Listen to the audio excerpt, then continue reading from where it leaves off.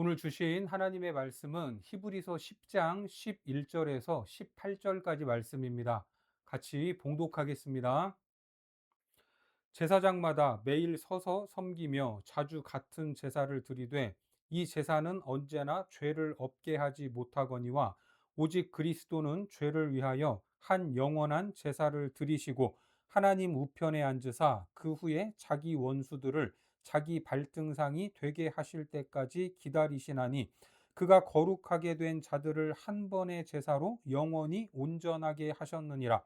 또한 성령이 우리에게 증언하시되 주께서 이르시되 그날 후로는 그들과 맺을 언약이 이것이라 하시고 내 법을 그들의 마음에 두고 그들의 생각에 기록하리라 하신 후에 또 그들의 죄와 그들의 불법을 내가 다시 기억하지 아니하리라 하셨으니 이것들을 사하셨은즉 다시 죄를 위하여 제사 드릴 것이 없느니라. 오늘은 온전한 제사, 감사하는 삶이라는 제목으로 하나님 말씀 전하겠습니다. 구약의 율법과 제사는 신약의 예수 그리스도의 모형이요 그림자였습니다. 하지만 히브리서를 받는 성도들은 다시 율법으로 돌아가야 되지 않을까라는 갈등이 있었던 겁니다. 그래서 히브리서는 왜 율법으로 돌아가서는 안 되는가? 왜 예수 그리스도가 우리 신앙의 중심이 되고 그것이 모든 것이어야 되는가를 강조하고 가르치고 있습니다. 자, 오늘 본문에서도 마찬가지입니다. 단순히 생각하면 예수를 믿는 것이나 율법을 지키는 것이나 다 비슷한 것 아니냐, 그게 그거 아니냐, 이렇게 생각할 수도 있습니다. 하지만 히브리서가 올곧게 우리를 향해 선포하는 것은 예수 그리스도를 소유한 것이 율법을 가지고 있는 것과는 비교할 수도 없고 다시 돌이킬 수도 없는 문제다라는 겁니다. 오늘 본문에 보면 한마디로 요약을 하면 예수 그리스도께서는 온전한 제사를 드리셨다라는 겁니다. 온전한 제사는 예수 그리스도의 죽음이고 그 죽음이 예레미야서에 약속하고 있는 새 언약을 이룬 것입니다. 그것을 다시 반복하고 있습니다. 본문 16절과 17절에 주께서 이르시되 그날 후로는 그들과 맺을 언약이 이것이라 하시고 내 법을 그들의 마음에 두고 그들의 생각에 기록하리라 하신 후에 또 그들의 죄와 그들의 불법을 내가 다시 기억하지 아니하리라 하셨으니 이것이 예수 그리스도의 죽음으로만 가능했다라는 말이고 왜 필요하냐는 말입니다. 이것을 복음과 율법으로 설명하기도 하는데 우리 로마서 3장으로 가서 19절과 20절 말씀을 보겠습니다.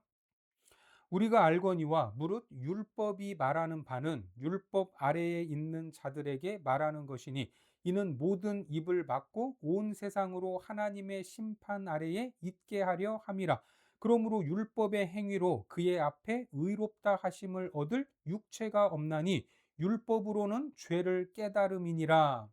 율법의 기능이 무엇입니까? 우리가 율법을 지킬 능력도 없고 그런 마음도 없다는 것을 확인시키는 겁니다. 우리 안에는 율법을 사랑하거나 율법을 향한 마음이 조금도 없다는 것을 알게 합니다. 그래서 구원은 율법이 아닌 다른 것으로 이루어지게 되죠. 자, 계속해서 로마서 3장 21절 이하의 말씀을 보겠습니다. 이제는 율법 외에 하나님의 한 의가 나타났으니 율법과 선지자들에게 증거를 받은 것이라 곧 예수 그리스도를 믿음으로 말미암아 모든 믿는 자에게 비치는 하나님의 의니 차별이 없느니라.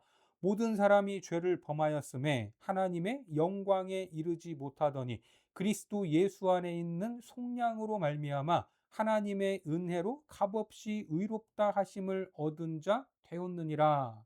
말 그대로 우리가 받은 구원은 예수님을 통한 구원입니다. 우리의 구원에 율법이 낄 자리가 있습니까? 없습니까? 한 자리도 없습니다. 자, 그래서 본문으로 가셔서 11절과 12절에 제사장마다 매일 서서 섬기며 자주 같은 제사를 드리되 이 제사는 언제나 죄를 없게 하지 못하거니와 오직 그리스도는 죄를 위하여 한 영원한 제사를 드리시고 하나님 우편에 앉으사. 그래서 우리가 구원을 받았다면 할 수 없는 것이 있는데 그것이 바로 자랑입니다. 자기 교만입니다.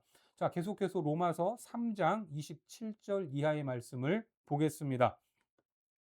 그런즉 자랑할 때가 어디 있느냐? 있을 수가 없느니라. 무슨 법으로냐? 행위로냐? 아니라 오직 믿음의 법으로니라.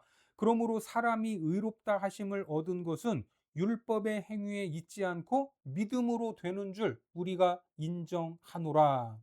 결국 구원받은 우리 삶에 자기 자랑이 있다면 그 사람은 여전히 예수 그리스도를 통해 받은 구원의 그 의미를 모르는 것입니다. 자랑이 아닌 무엇이 있어야 합니까? 믿음으로 거저 받은 것이기 때문에 감사가 있어야 합니다. 예수님을 통해 받은 구원이 무엇인지를 이해하고 있다면 감사가 있을 수밖에 없는 겁니다. 구약의 말씀을 통해서도 한번 확인해 보겠습니다. 이사야 1장으로 가셔서 11절과 12절에 보면 여호와께서 말씀하시되 너희의 무수한 재물이 내게 무엇이 유익하뇨? 나는 수량의 번제와 살찐 짐승의 기름에 배불렀고 나는 수송아지나 어린 양이나 숫 염소의 피를 기뻐하지 아니하노라. 너희가 내 앞에 보이러 오니 이것을 누가 너희에게 요구하였느냐? 내 마당만 밟을 뿐이니라. 어떻습니까? 무수한 재물로 번제가 아주 활발하게 이루어지고 있는 것을 보니까 제사는 무척이나 잘 진행되고 있는 것 같습니다. 그런데 이렇게 제사를 드리면서 무슨 짓을 하고 있었죠? 이어서 13절에 보면 헛된 재물을 다시 가져오지 말라. 분향은 내가 가증히 여기는 바요. 월삭과 안식일과 대회로 모이는 것도 그러하니 성회와 아울러 악을 행하는 것을 내가 견디지 못하겠노라.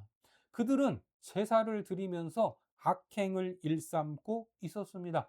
하나님께 제사를 드린다는 것, 하나님 앞에 자신을 바치는 것은 하나님이 기뻐하시는 일을 행하는 삶으로 나타나야 하는데 그것이 아니었던 겁니다. 자, 계속해서 이사야 1장 16절과 17절에 너희는 스스로 씻으며 스스로 깨끗하게 하여 내 목전에서 너희 악한 행실을 버리며 행악을 그치고 선행을 배우며 정의를 구하며 학대받는 자를 도와주며 고아를 위하여 신원하며 과부를 위하여 변호하라 하셨느니라. 하나님께 제사를 드리는 것은 아주 중요한 일이죠. 하지만 제사 드리는 자는 악을 행해서는 안 됩니다. 말씀대로 선행을 배우고 공의를 구하고 학대받는 자를 도와주고 고아를 위하여 신원하고 과부를 위하여 변호해야 합니다. 하나님이 원하시는 것은 행하지도 않으면서 제사만 열심히 드리고 있다면 그것은 하나님 앞에 자기 자신을 바치는 것이 아니라 내가 이렇게 잘났다, 할 거 다 했다라고 하면서 자랑하는 것에 불과하다라는 말입니다. 제사를 드렸으니까 그것으로 나는 내 할 일을 다 했다고 여기고 자기 마음대로 사는 겁니다. 그러니까 그런 사람에게 있어서는 제사가 뭡니까? 자기의 종교성을 강조하면서 다른 사람보다 내가 더 낫다라고 여기는 자기 자랑, 자기 교만, 자기 합리화에 불과한 것입니다. 이런 일들이 많았습니다. 자, 말라기서로 가셔서 2장 말씀을 보겠습니다. 너희가 이런 일도 행하나니 곧 눈물과 울음과 탄식으로 여호와의 제단을 가리게 하는도다. 그러므로 여호와께서 다시는 너희의 봉헌물을 돌아보지도 아니하시며 그것을 너희 손에서 기꺼이 받지도 아니하시거늘 너희는 이르기를 어찌 됨이니까 하는도다. 이는 너와 내가 어려서 맞이한 아내 사이에 여호와께서 증인이 되시기 때문이라. 그는 내 짝이요 너와 서약한 아내로되 내가 그에게 거짓을 행하였도다. 지금 하나님이 꾸짖고 계신 것은 너희가 어떻게 이럴 수 있느냐라는 말입니다. 그랬더니 그 말을 들은 백성들이 어떻게 반응합니까? 우리가 하나님 앞에 할 거 다 했는데 우리에게 왜 뭐라고 하십니까? 뭐가 잘못된 줄도 모르고 이렇게 말하고 있는 겁니다. 그랬더니 하나님께서 너희가 제사만 드리면 나한테 할 거 다 한 줄 아냐? 도대체 제사가 뭐냐? 이렇게 되물으시는 겁니다. 자, 이어서 말라기 2장 15절을 보겠습니다. 그에게는 영이 충만하였으나 오직 하나를 만들지 아니하셨느냐? 어찌하여 하나만 만드셨느냐? 이는 경건한 자손을 얻고자 하심이라. 그러므로 내 심령을 삼가 지켜 어려서 맞이한 아내에게 거짓을 행하지 말지니라. 제사는 너희를 나한테 바치는 것인데 어떻게 너희 아내에게 거짓된 삶을 행하고 있냐? 이렇게 지적하고 계십니다. 물론 아내는 가장 가까운 사람이고 어떻게 보면 삶에 있어서 영순이입니다. 가장 먼저 선행을 베풀어야 할 대상인 것입니다. 그런데 그렇게 가까운 부부 사이에서도 의롭지 못한데 제사를 드렸다고 다 한 것처럼 말할 수 있느냐라는 겁니다. 그러니까 이거는 하나의 사례를 들어서 말씀하고 있는데 율법의 어느 한 조항을 지켰다면 그것뿐만 아니라 율법의 다른 것들도 다 지켜내야 하는데 너는 하나만 지켰지 다른 부분에 있어서는 율법을 지키고 있는 것이 아니다라는 말입니다. 계속해서 강조하듯이 율법이 지시하는 것은 누구죠? 예수 그리스도이십니다.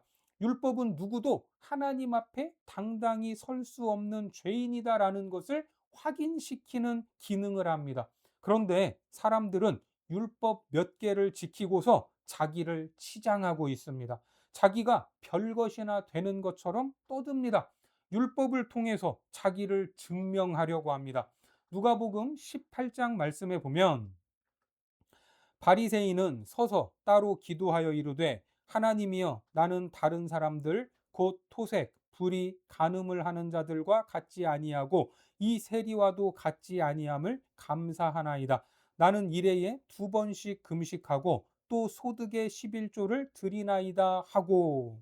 하지만 바리새인들이 기도하면서 경멸했던 세리, 그 세리는 상한 심령으로 하나님 앞에 섰던 것입니다. 자, 누가복음 18장 13절에 세리는 멀리 서서 감히 눈을 들어 하늘을 쳐다보지도 못하고 다만 가슴을 치며 이르되 하나님이여 불쌍히 여기소서 나는 죄인이로소이다 하였느니라. 율법은 우리에게 하나님 앞에서 너희는 아무것도 아니라는 것을 보여줍니다. 그래서 사도 바울처럼 오호라 나는 곤고한 사람이로다. 이 사망의 몸에서 누가 나를 건져내랴. 이런 고백이 터져 나오게 합니다.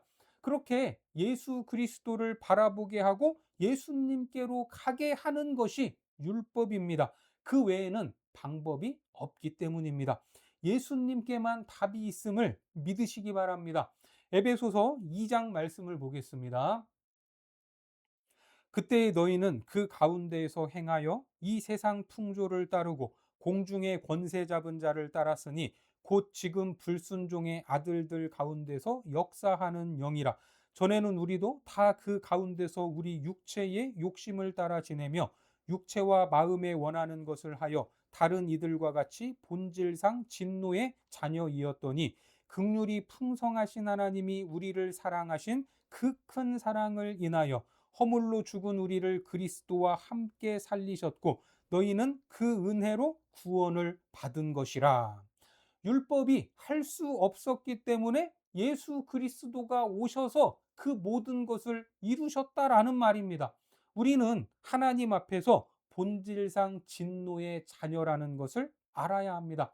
사람들은 율법 몇 가지를 지키면서 자기를 드러내고 종교성이 높은 것처럼 자랑을 하는데 예수를 믿는다고 하면서도 이러한 우를 범할 수 있습니다. 나는 너와 다르다는 것은 나는 너와 다르다는 것으로 예수님을 이용하고 있다면 여전히 예수를 믿는 것과 이전의 율법이 가진 차이를 알지 못하고 신앙생활을 하는 것입니다. 우리가 잘 알아야 할 것은 제사를 드리고 거짓말도 살인도 안 하고 잘 지키는 줄 알았습니다. 하지만 성경은 거짓말하고 살인을 해서 죄인이 되는 것이 아니라 그것이 죄악된 본성의 열매라는 겁니다. 그 본성은 변하지 않는다라는 사실을 말씀하고 있습니다. 사과 나무에 사과가 열리지 않았어도 여전히 사과 나무가 아닙니까? 마찬가지입니다. 그래서 예수님은 마음에 미움이 있으면 그것이 살인이고 마음에 음란이 있으면 그것이 간음한 것과 같다라고 말씀을 하셨습니다.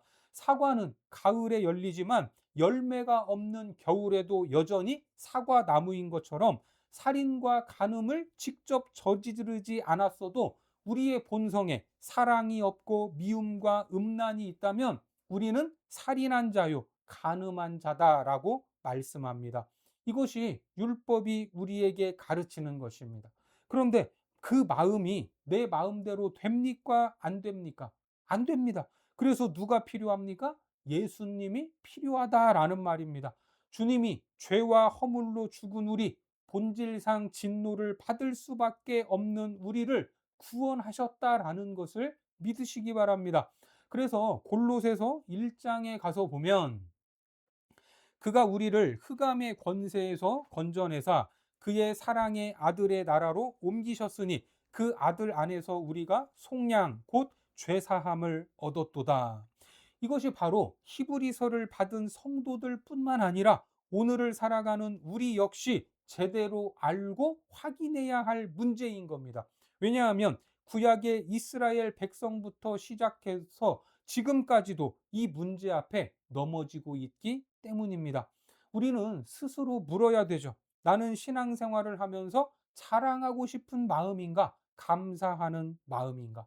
자랑은 뭡니까? 근본적으로 나는 너와 다르다. 내가 더 잘났다. 내가 더 잘 나간다라는 겁니다. 이런 자랑을 위해서 끊임없이 경쟁하고 있는 곳이 바로 이 세상입니다. 그래서 권력이든 돈이든 체력이든 학벌이든 외모든 다 자랑하지 않습니까? 그러나 우리는 자랑이 아닌 감사로 살아가야 합니다. 고린도전서 1장의 말씀에 형제들아 너희를 부르심을 보라 육체를 따라 지혜로운 자가 많지 아니하며 능한 자가 많지 아니하며 문벌 좋은 자가 많지 아니하도다.